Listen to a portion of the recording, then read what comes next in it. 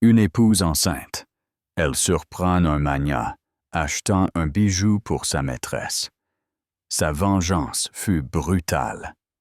Abonnez-vous maintenant et activez la cloche.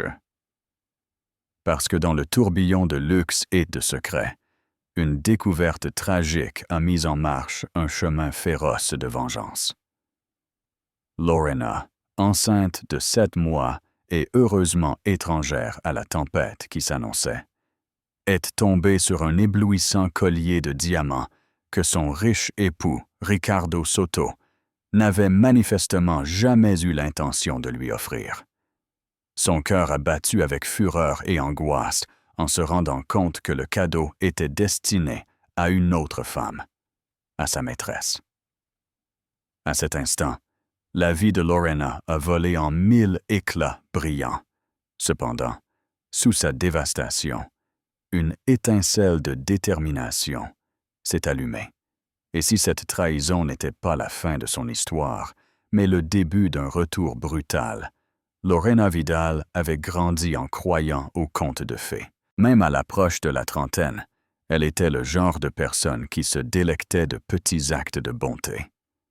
Elle voyait la beauté dans les ailes d'un colibri et croyait que l'amour véritable pouvait tout résoudre.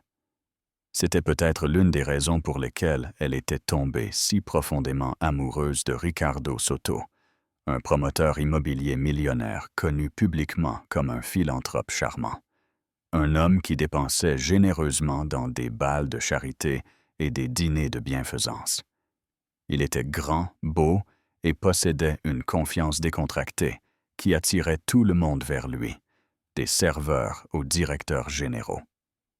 Ils s'étaient mariés il y a 2 ans, lors d'une cérémonie qui brillait de décorations en or rose, de lustres en cristal et de la promesse d'un « ils vécurent heureux pour toujours » dans un hôtel luxueux à Carthagène, en Colombie. Maintenant, Lorena était enceinte de 7 mois de son premier enfant. La nuit, elle posait la main sur son ventre, sentant le doux battement du bébé qui bougeait à l'intérieur.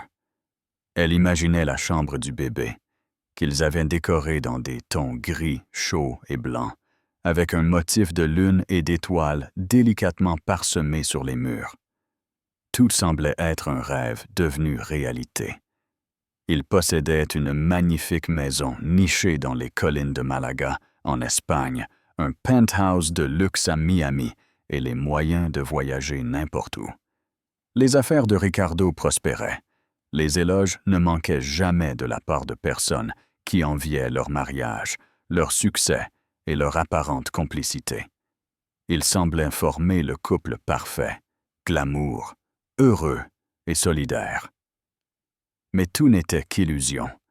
Les signaux d'alarme s'étaient accumulés comme des avertissements, bien que Lorena les ait ignorés pendant des mois. Ricardo avait commencé à voyager plus fréquemment, prétendant qu'il était consumé par de nouveaux projets dans la Silicon Valley ou à l'étranger, à Shanghai. Son téléphone vibrait constamment avec des appels qu'il prenait en privé. Il rentrait tard à la maison, occasionnellement avec la plus légère trace de parfum, qui n'était pas celui de Lorena. Quand elle le mentionnait, il riait, l'attribuant à l'épouse d'un associé qui l'avait serré dans ses bras lors d'une fête. Cependant, chaque fois que Lorena demandait des détails spécifiques, la conversation se terminait brusquement. Ou Ricardo changeait rapidement de sujet pour autre chose, la complimentant sur sa nouvelle robe ou sa peau radieuse. Et Lorena, au cœur tendre et confiante, le croyait. Un après-midi frais, cependant, elle a ressenti un changement subtil mais distinct. Son mari avait laissé sa tablette déverrouillée dans le salon.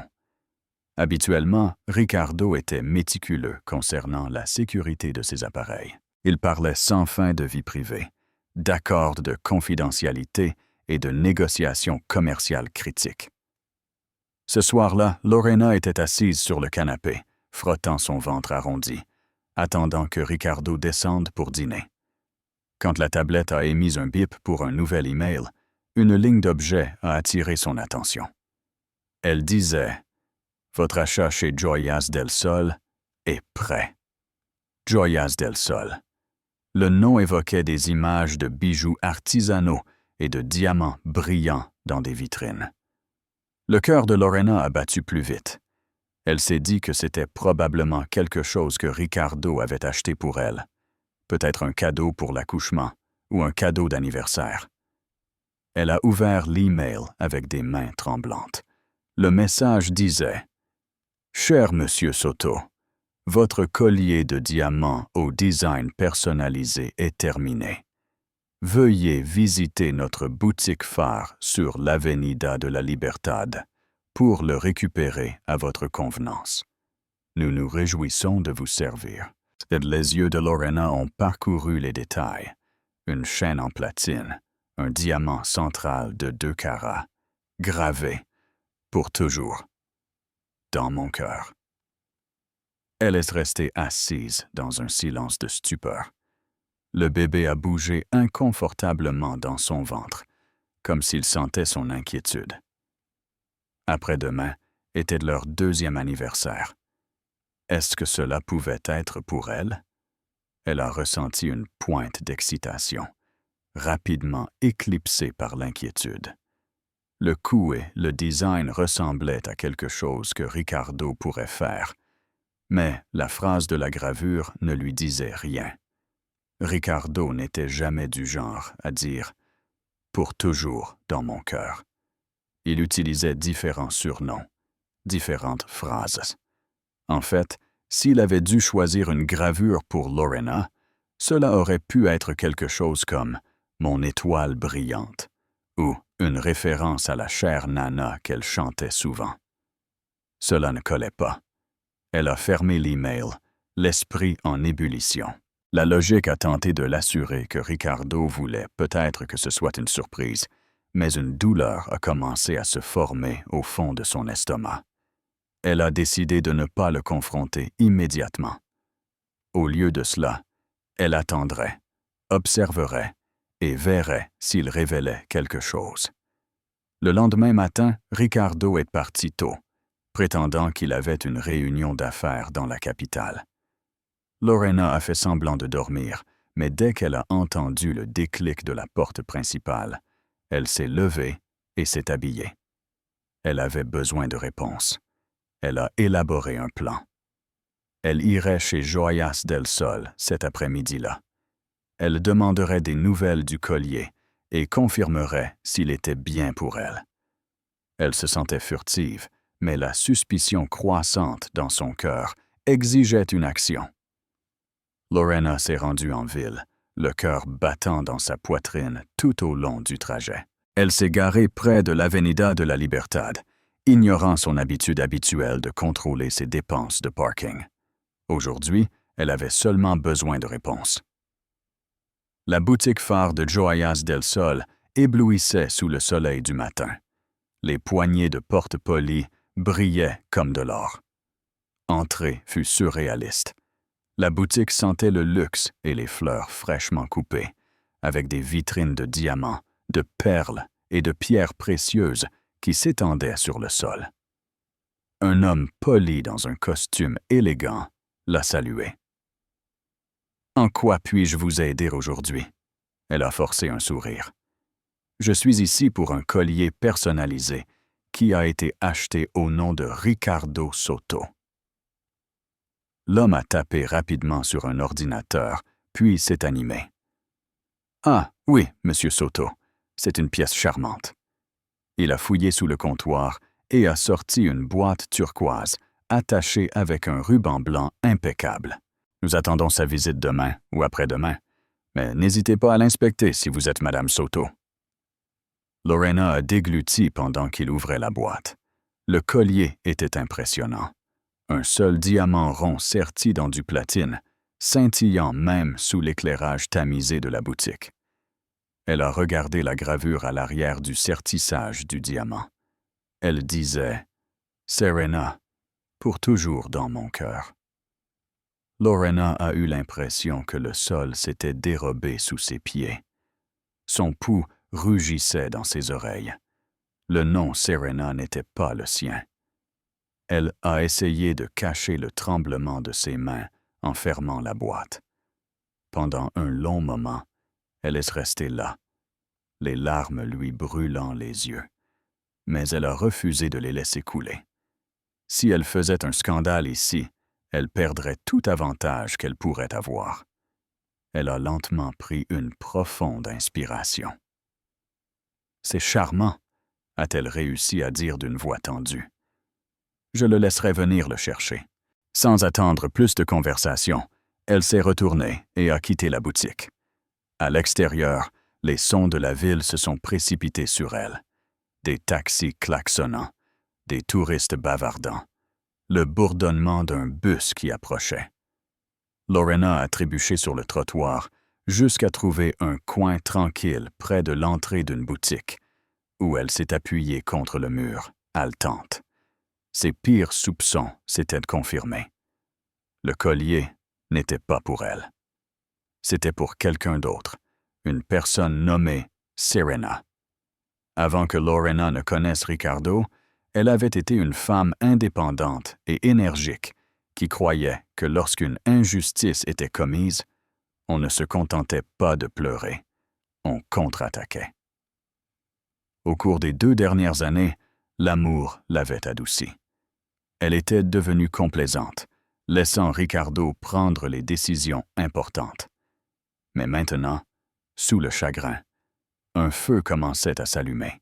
Elle a senti le bébé bouger de nouveau, comme pour lui rappeler sa responsabilité. Il ne s'agissait plus seulement d'elle. Il s'agissait du futur de son enfant. Si Ricardo avait l'audace de la tromper pendant qu'elle était enceinte, jusqu'où irait sa trahison? Elle s'est souvenue d'une vieille amie d'université, Isabella, qui était devenue détective privée. Lorena avait toujours trouvé le travail d'Isabella passionnant, mais elle n'avait jamais pensé avoir besoin de ses services. Le moment semblait parfait pour l'appeler. Elle avait besoin de preuves concrètes de l'affaire de Ricardo. Si elle décidait de divorcer de lui, elle avait besoin d'un levier, surtout pour assurer l'avenir de son bébé à naître. Partagez votre conseil. Si vous étiez Lorena, qui appelleriez-vous en premier, un avocat ou une détective privée pour réunir des preuves? Pourquoi? Plus tard ce soir-là, quand elle est rentrée à la maison, Ricardo était déjà là, arpentant le salon, son téléphone à la main. En la voyant, il a adopté son habituel sourire chaleureux. « Salut, chérie. »« Où étais-tu? » a-t-il demandé avec une indifférence étudiée. Elle a senti la bile lui monter à la gorge, mais elle l'a contenue. « Juste des courses en ville, » a-t-elle répondu, essayant de paraître normale. Ricardo s'est approché pour l'embrasser sur le front. Elle a senti la froideur de son contact, le vide dans ses yeux. Il vérifiait si elle soupçonnait quelque chose. Elle a forcé un sourire fatigué. « Je suis épuisée. Le bébé a été actif, » a-t-elle dit en montant les escaliers sans plus d'explication. Dans sa chambre, elle pouvait à peine se reposer. Son esprit passait en revue les possibilités sur la façon dont Ricardo avait rencontré cette Serena, depuis combien de temps l'affaire durait, et s'il choisirait de rester avec Lorena ou avec sa maîtresse s'il y était forcé. Mais plus elle y pensait, plus elle réalisait qu'elle ne voulait être le second choix de personne. Elle portait son enfant. Pour l'amour de Dieu, elle méritait amour, respect et loyauté. Elle a pris son téléphone et a envoyé un message à Isabella. « J'ai besoin de ton aide, c'est urgent. » Isabella a rencontré Lorena dans un café discret au centre de Valence le lendemain. Vêtue d'un jean et d'une veste en cuir, Isabella dégageait une confiance qui rappelait à Lorena leur jour à l'université. Elle avait les cheveux courts et hérissés, et des yeux perçants auxquels rien n'échappait. Devant 2 cappuccinos et le latte décaféiné de Lorena, celle-ci lui a raconté son histoire. Les comportements suspects de Ricardo, la distance croissante et la confirmation finale chez Joyas del Sol. Le visage d'Isabella était sombre. « Je suis désolé que tu traverses cet enfer. Tu ne le mérites pas. » Elle a fait une pause, observant son ami avec attention. « Es-tu sûr de vouloir poursuivre une enquête? Parfois, une fois que tu ouvres la boîte de Pandore, on ne peut plus revenir en arrière. » Lorena a regardé son ventre, le cœur serré. « Je dois savoir, et j'ai besoin de preuves. C'est plus grand que moi maintenant. » Isabella a acquiescé et a présenté son plan. Elle avait une équipe d'agents discrets qui pouvaient suivre Ricardo, pirater ou surveiller ses emails de manière légale et recueillir des preuves photographiques. Elle documenterait les mouvements de Ricardo, le capturerait avec Serena si possible, et compilerait tout ce dont Lorena aurait besoin dans le pire des cas. Confrontation, divorce ou même chantage si nécessaire. Les jours suivants furent stressants pour Lorena. Elle a suivi sa routine habituelle, rendez-vous médicaux, yoga prénatal et même un peu de décoration pour la chambre du bébé, tout en essayant de ne pas penser à ce qu'Isabella pourrait découvrir. Ricardo restait agréable, bien qu'un peu distant à la maison. Il semblait stressé, mais Lorena soupçonnait que c'était à cause de la gestion de 2 femmes, malgré ses émotions grandissantes. Lorena a commencé à remarquer chaque détail. Comment il vérifiait son téléphone dès qu'il vibrait. Comment ses sourires n'atteignaient jamais ses yeux. Comment le baiser de bonne nuit était devenu superficiel.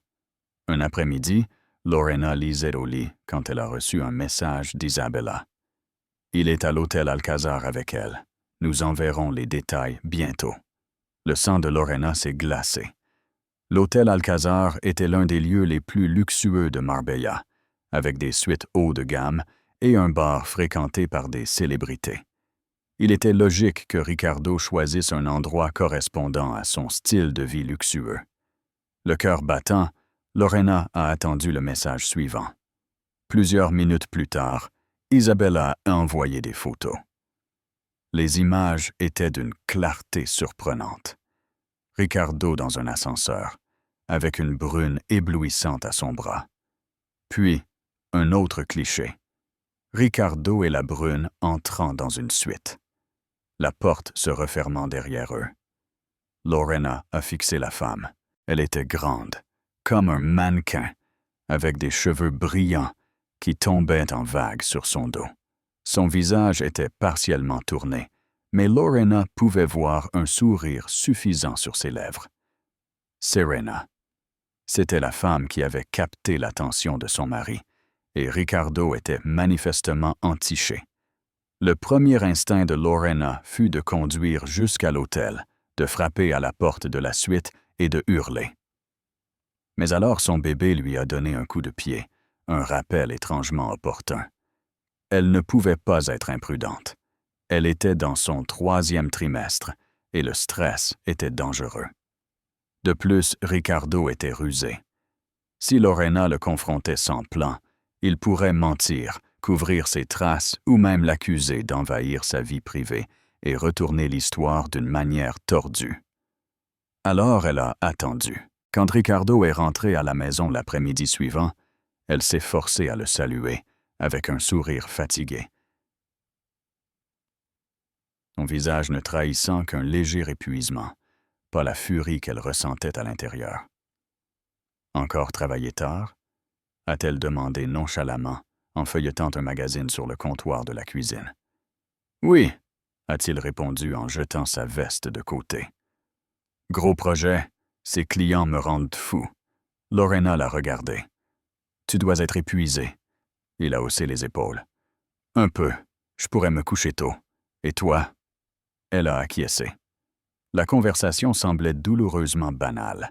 Il lui a donné une demi-accolade, un bref baiser sur la joue, et est monté pesamment à l'étage.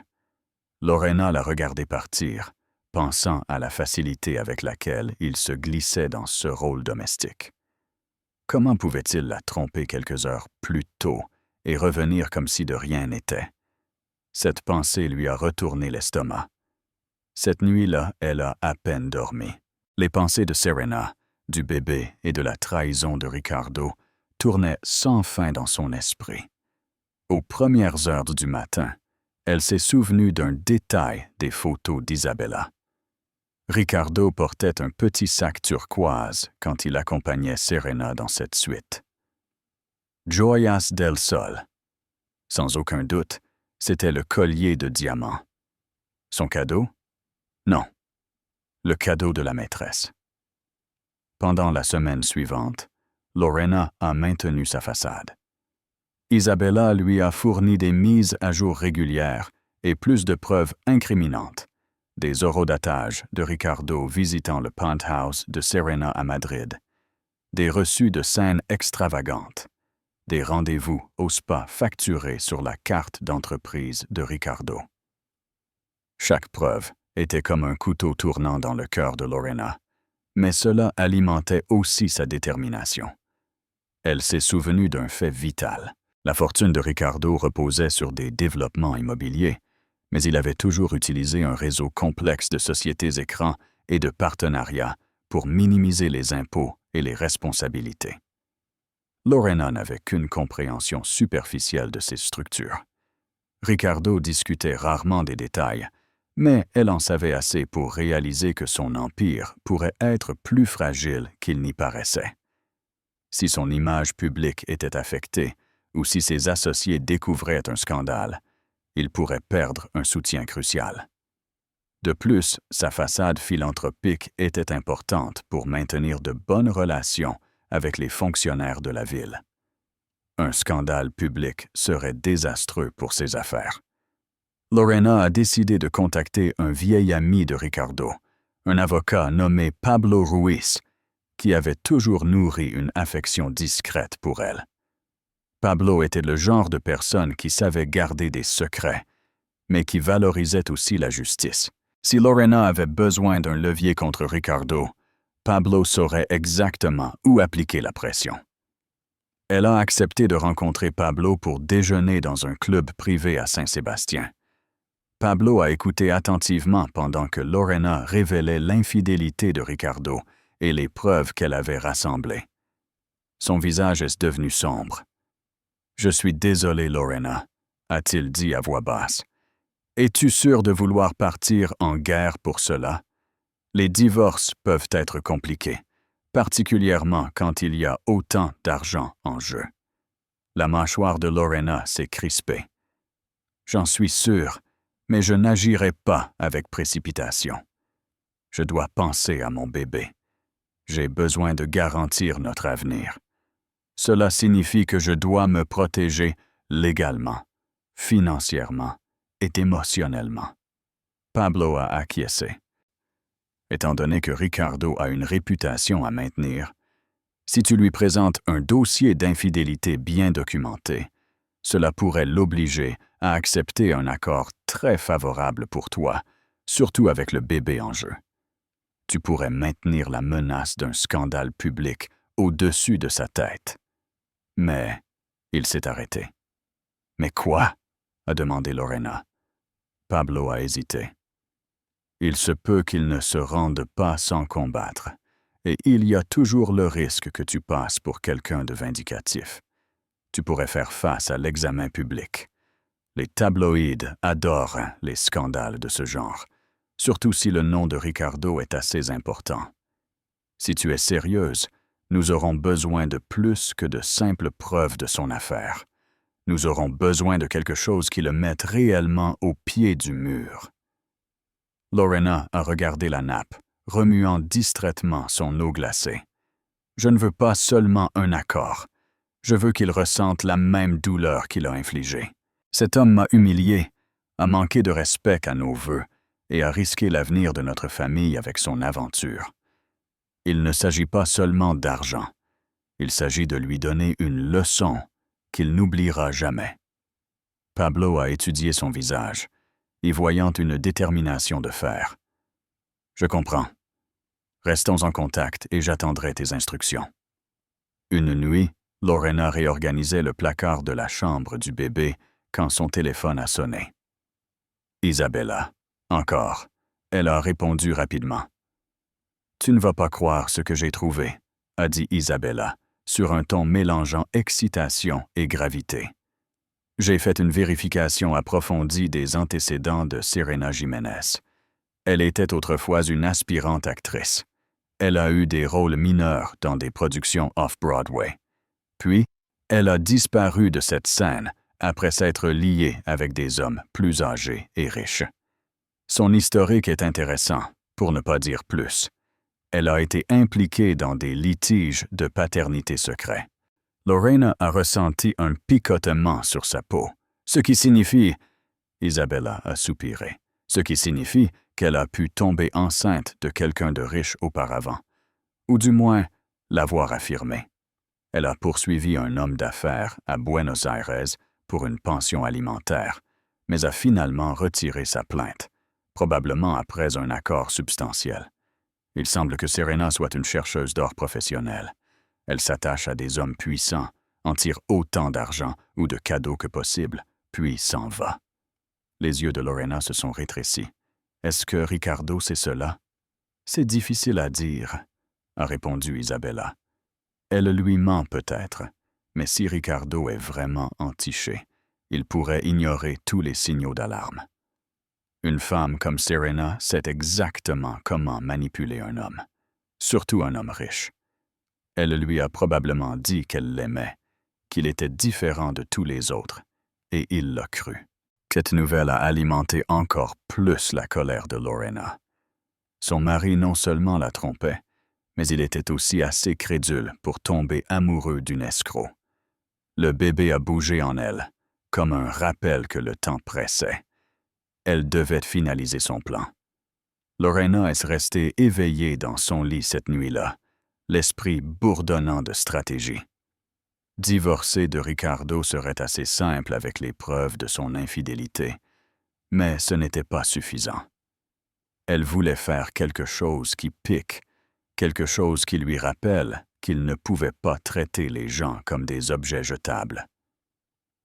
Elle a considéré le timing avec soin. Elle accoucherait dans environ 2 mois. Il pourrait être risqué de mettre en œuvre un plan massif maintenant, mais cela pourrait aussi être parfait. Ricardo ne s'attendrait jamais à ce que sa femme enceinte ait le temps ou l'énergie pour des manœuvres astucieuses. Elle a envoyé un message à Isabella le matin suivant, lui disant qu'elle voulait des informations plus détaillées sur les affaires de Ricardo.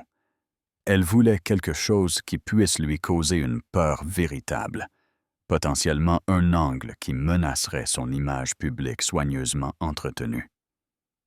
En quelques jours, Isabella a tenu parole. Elle a découvert que Ricardo avait falsifié certaines signatures et manipulé des permis de zonage pour accélérer l'un de ses projets immobiliers dans le nord du Chili. Ce n'était pas strictement légal, et si cela éclatait au grand jour, Ricardo pourrait faire face à des enquêtes ou même à des accusations légales. Les yeux de Lorena ont brillé en entendant cela. Elle pouvait à peine croire à quel point Ricardo avait été imprudent. D'un autre côté, il était tellement habitué à tordre les règles en sa faveur. Avec la bonne impulsion, ce scandale pourrait faire descendre Ricardo de quelques échelons, voire menacer tout son empire. Mais Lorena devait utiliser l'information sagement. Elle a décidé d'une approche en 2 parties. Exposer l'infidélité de Ricardo à ses amis proches et à sa famille, s'assurant que sa réputation en prenne un coup dans les cercles personnels. Faire fuiter subtilement les détails louches du permis de zonage pour qu'ils atteignent d'éventuels partenaires commerciaux, les faisant douter de leur collaboration. Simultanément, elle donnerait à Ricardo l'opportunité de lui offrir un accord significatif, suffisant pour garantir l'avenir de leur enfant à vie. S'il acceptait, elle pourrait envisager d'annuler l'exposition totale. S'il refusait, elle ouvrirait les vannes. Pour préparer le terrain, Lorena a planifié un dîner élaboré dans leur domaine de Malaga, ostensiblement pour célébrer l'arrivée prochaine du bébé. Elle a invité les principaux partenaires commerciaux de Ricardo et leurs conjoints, ainsi que certaines de ses amies les plus proches. Le jour de la fête, elle a mis une robe fluide vert émeraude qui mettait en valeur son ventre de femme enceinte, tout en rayonnant d'élégance. Ricardo, ignorant tout, était tout sourire, jouant l'hôte parfait. Toute la soirée, Lorena a voltigé de conversation en conversation, forgeant des alliances sans que Ricardo s'en rende compte. Elle a insinué qu'elle était préoccupée par le stress professionnel de Ricardo, mentionnant qu'il avait travaillé à des heures étranges et semblait distant. Elle a observé les regards inquiets passer entre les invités. Subtilement, elle a planté des graines de doute sur le fait que Ricardo soit, réellement, le mari exemplaire que tout le monde croyait. Pendant le dîner, Lorena s'est levée pour porter un toast. Tenant son cidre mousseux, elle a commencé avec un sourire chaleureux. « Merci à tous d'être venus célébrer ce moment merveilleux de nos vies.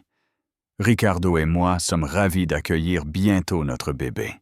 Je dois dire que la maternité m'a déjà beaucoup appris, surtout sur l'importance de l'honnêteté et de la confiance. » Elle a fait une pause, laissant les mots flotter dans l'air. Elle a vu le sourire de Ricardo vaciller légèrement. J'ai appris que les secrets finissent toujours par sortir, peu importe combien nous essayons de les cacher.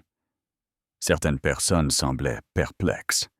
Ricardo a lancé un regard d'avertissement à Lorena, mais elle a continué avec un doux sourire. Alors, portons un toast au nouveau départ, qu'il soit libre de secrets et construit sur l'honnêteté. Les applaudissements ont suivi, mais un courant sous-jacent de tension a agité la pièce. Ricardo a tiré sur sa cravate. Il n'était pas bête. Il avait reconnu le sous-entendu de ses paroles. Cependant, il a forcé un rire et a embrassé la joue de Lorena. « Bien dit », a-t-il murmuré, ses yeux la cherchant dans la confusion. Le lendemain matin, Ricardo a coincé Lorena dans le bureau, la mâchoire serrée par l'agacement. « De quoi s'agissait-il dans ce toast ?» a-t-il demandé. « Tu avais l'air de faire référence à quelque chose de spécifique. » Lorena lui a lancé un regard placide. Juste des pensées sur le mariage, la confiance et l'avenir. Il a plissé les yeux. « Si quelque chose te dérange, parlons-en. » Son regard a vacillé. « Me dirais-tu si tu cachais quelque chose ou mentirais-tu à ce sujet? » Le visage de Ricardo a pâli momentanément. Elle l'a vu recalculer, essayant de maintenir son calme. « D'où vient cela? Tu agis de manière paranoïaque. Ce sont peut-être les hormones. » Cette pique a fait mal. Lorena a pris une profonde inspiration. « Arrête d'utiliser ma grossesse comme excuse. Je ne suis pas stupide, Ricardo. Je veux que tu sois honnête avec moi. En ce moment même, as-tu une liaison? » Ses yeux se sont détournés pendant une seconde. C'était tout ce dont Lorena avait besoin pour confirmer ses pires craintes. Mais elle a attendu sa réponse. « Bien sûr que non, » a-t-il fini par dire. Sa voix manquait de conviction. « Je t'aime, tu le sais. » Elle a ricané doucement. « Tu mens. » Sur ce, elle s'est retournée et a quitté le bureau, laissant Ricardo là, la mâchoire serrée par la colère. Elle savait qu'il la confronterait probablement à nouveau. Mais pour l'instant, le laisser dans l'incertitude fonctionnait en sa faveur. Le jour suivant, Lorena a commencé à mettre en œuvre la deuxième partie de son plan. Elle a appelé Pablo et lui a donné le feu vert pour faire fuiter discrètement le scandale du permis de zonage à un contact stratégique. Quelqu'un qui alerterait les potentiels nouveaux partenaires de Ricardo. Elle voulait qu'il commence à poser des questions, instaurant une panique dans le cercle de Ricardo. Simultanément, Lorena a confronté Ricardo avec un ultimatum par écrit. Elle voulait un accord post-nuptial qui lui accordait la garde totale de leur enfant, un arrangement financier substantiel et la propriété de certains actifs, comme la maison de Malaga, s'ils divorçaient. Elle l'a placé dans une enveloppe scellée sur son bureau, avec une étiquette en gras. 2 jours plus tard, Ricardo est rentré furieux. Au moment où il a franchi la porte, Lorena a pu sentir sa rage. Il est entré dans le salon où elle lisait, brandissant l'enveloppe scellée. « Qu'est-ce que c'est que ça ?» a-t-il sifflé. Lorena a levé les yeux calmement. « Tu l'as lu. Dis-le-moi toi-même. » Il l'a jeté sur la table basse. « Tu me menaces. Un accord post-nuptial, en plus de ces bêtises sur une liaison. »« Des bêtises ?» a répété Lorena. Elle s'est levée, se préparant à la confrontation qu'elle savait inévitable. « Je sais pour Serena Jiménez. Je sais pour le collier de Joyas del Sol. Je sais pour tes nuits à l'hôtel Alcazar. J'ai des photos, Ricardo. » Pendant un instant, Ricardo a semblé avoir reçu un coup de poing dans l'estomac. Son visage est devenu blanc et, de fait, il a reculé d'un pas. Puis, la colère a remplacé le choc. « Tu m'as espionné ?» Lorena a lâché un rire amer. « Je me suis protégé, ainsi que mon enfant à naître. Tu ne m'as pas laissé d'autre choix. » Il a commencé à faire les 100 pas, passant ses mains dans ses cheveux. « Ce n'est pas ce que tu penses, » a-t-il murmuré. « Serena est juste. C'est juste une distraction. C'est aussi pour les affaires. Elle connaît du monde. J'ai besoin de conclure un marché. »« Ne m'insulte pas, » a lancé Lorena, la voix tremblante d'indignation. « J'ai entendu assez de mensonges.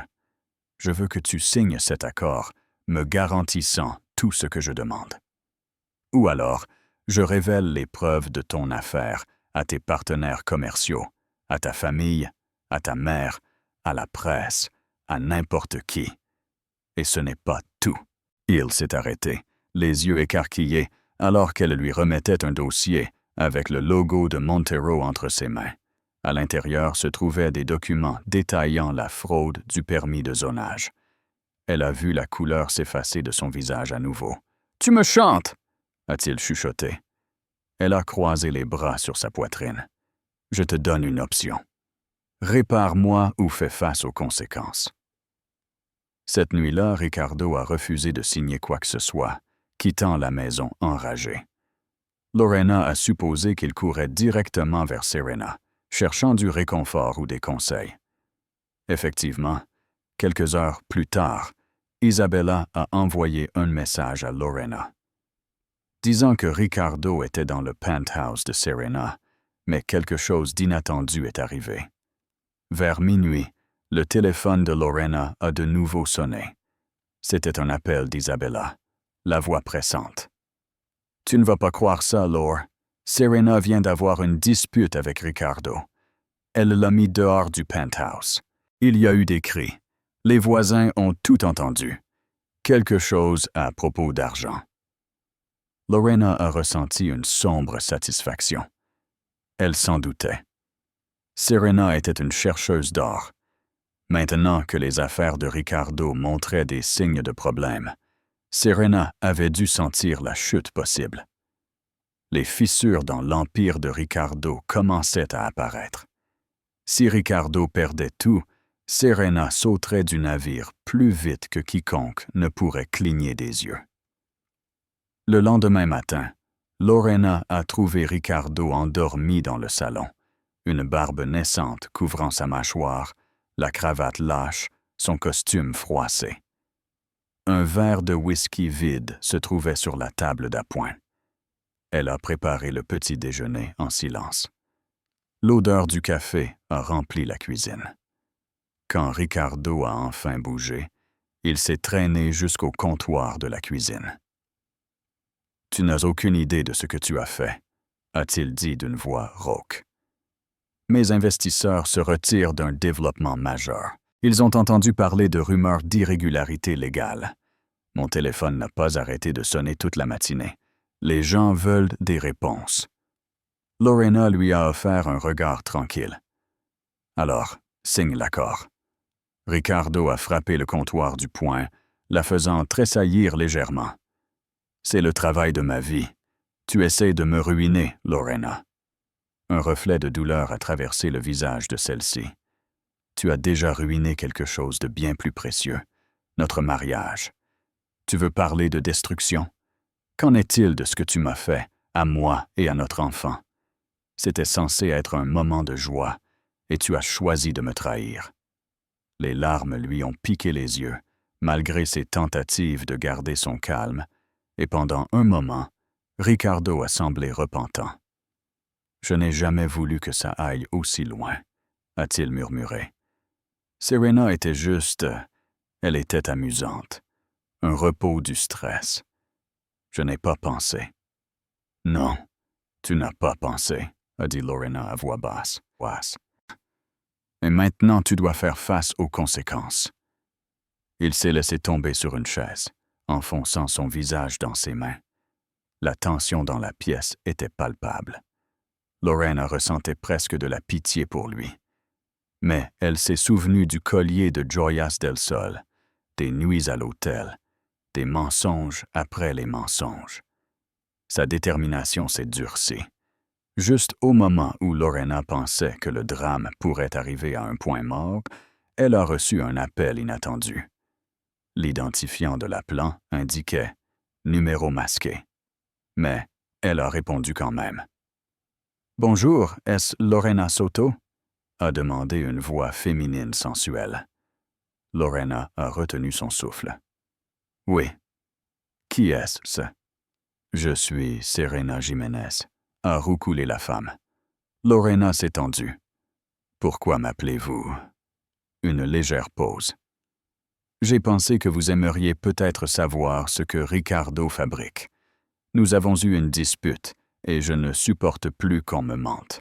Je soupçonne que vous et moi avons plus en commun que vous ne le croyez. » Lorena a agrippé le téléphone.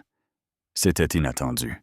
« Continuez. » Serena a lâché un rire amer. « Votre mari m'a dit qu'il vous quittait, que vous étiez une femme frigide et contrôlante, qu'elle ne s'était mariée avec lui que pour son argent.